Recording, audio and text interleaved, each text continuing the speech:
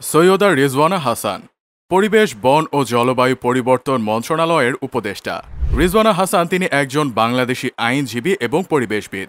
তিনি বর্তমানে বাংলাদেশের অন্তর্বর্তীকালীন সরকারের উপদেষ্টা এবং বন, পরিবেশ ও জলবায়ু পরিবর্তন মন্ত্রণালয়ের মন্ত্রী।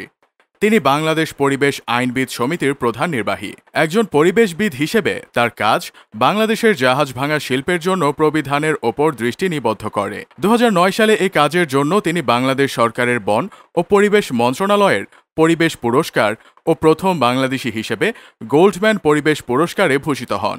2009 সালে তিনি টাইম সাময়িকীর হিরোজ অফ এনভায়রনমেন্ট খেতাব লাভ করেন।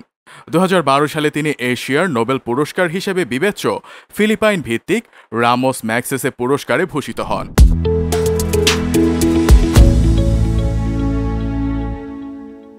সৈয়দা রিজওয়ানা হাসান 1968 সালের 15 জানুয়ারি তৎকালীন পূর্ব পাকিস্তানের হবিগঞ্জ জেলার নরপতি হাভেলি নামক একটি বাঙালি মুসলিম জমিদার পরিবারে জন্মগ্রহণ করেন। তার বাবা সৈয়দ মুহিবুল হাসান, মা সুরাইয়া হাসান।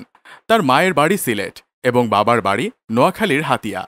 বাবা মায়ের একমাত্র কন্যা তিনি এবং পরিবারের সবার ছোট। তিনি ভিকারুন্নেসা নুন স্কুল অ্যান্ড কলেজ থেকে মাধ্যমিক পাশ করেন। এরপর হলিক্রস কলেজ থেকে উচ্চ মাধ্যমিক শেষ করে ঢাকা বিশ্ববিদ্যালয়ে ভর্তি হন। বিশ্ববিদ্যালয়ে প্রথমে লোকপ্রশাসন বিভাগে ভর্তি হলেও আইনের প্রতি আগ্রহ থেকে পরে বিভাগ পরিবর্তন করে আইন বিভাগে ভর্তি হন।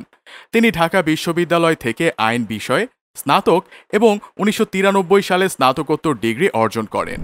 1993 সালে এলএলএম সম্পন্ন করার পর বাংলাদেশের বাইরে বেশ কয়েকটি ফেলোশিপ কোর্স সম্পন্ন করেছেন। 2007 সালে তিনি যুক্তরাষ্ট্র থেকে আইজেন হাওয়ার ফেলোশিপ লাভ করেন।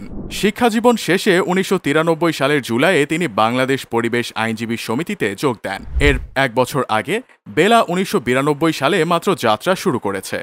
এরপর 1997 সালে বেলার সংগঠক ও প্রধান মহিউদ্দিন ফারুক মৃত্যুবরণ করলে রিজওয়ানা কমনওয়েলথ বৃত্তির সুযোগ হাতছাড়া করে বেলার প্রধান নির্বাহীর দায়িত্ব নেন।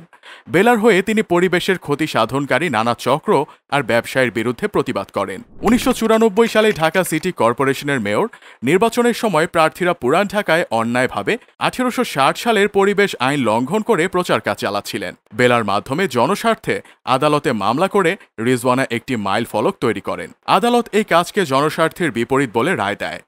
এরপর থেকে বাংলাদেশ নির্বাচন কমিশনের নির্বাচনী প্রচারণায় পরিবেশের জন্য হুমকি স্বরূপ এ জাতীয় কাজ বন্ধে উদ্যোগ নেয়। এরপর তিনি জাহাজ ভাঙা শিল্পের মাধ্যমে পরিবেশের বিপর্যয় ডেকে আনা ব্যবসায়ীদের বিপক্ষে প্রতিবাদ করেন। তিনি বেলার মাধ্যমে 2003 সালে জাহাজ ভাঙা ইয়ার্ডগুলোর বিরুদ্ধে প্রথম মামলা করেন।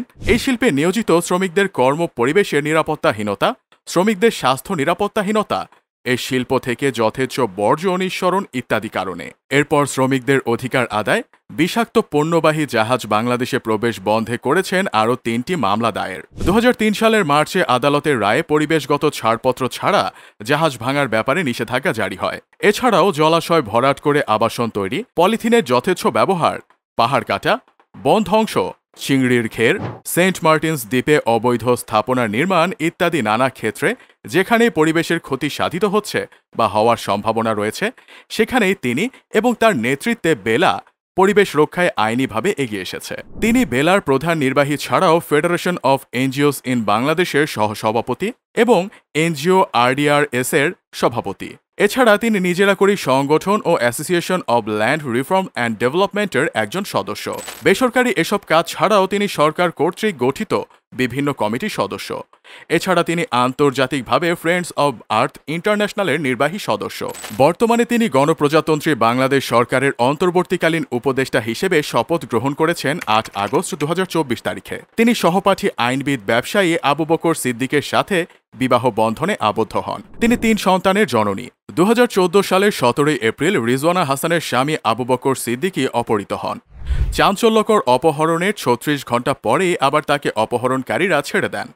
যদিও অপহরণের কারণ কিংবা জড়িতদের ব্যাপারে কোনো তথ্য পাওয়া যায়নি। রিজওয়ানার উদ্যোগে বেলা থেকে প্রকাশিত হয়েছে বেশ কিছু পরিবেশ বান্ধব রক্ষা ও সংশ্লিষ্ট সকল পক্ষের ভূমিকা সংক্রান্ত প্রকাশনা। এছাড়াও তার ব্যক্তিগত প্রকাশনার মধ্যে রয়েছে laws regulating environment in Bangladesh ও judicial decisions on environmental in South Asia. 2003 সালে রিজওয়ানার পরিচালিত সংগঠন বেলা জাতিসংঘের পরিবেশ কর্মসূচি কর্তৃক গ্লোবাল 500 রোল অফ অনার পুরস্কারে ভূষিত হয়। তিনি 2007 পরিবেশ সচেতনতা বৃদ্ধিতে অবদান রাখার জন্য বাংলাদেশ বন ও পরিবেশ মন্ত্রণালয় থেকে পুরস্কারে ভূষিত হন।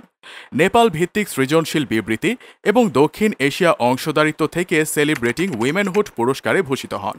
2009 সনে ক্যালিফোর্নিয়ার সান ফ্রান্সিসকোতে অবস্থিত গোল্ডম্যান এনভায়রনমেন্টাল ফাউন্ডেশন গোল্ডম্যান পরিবেশ পুরস্কারে ভূষিত হন।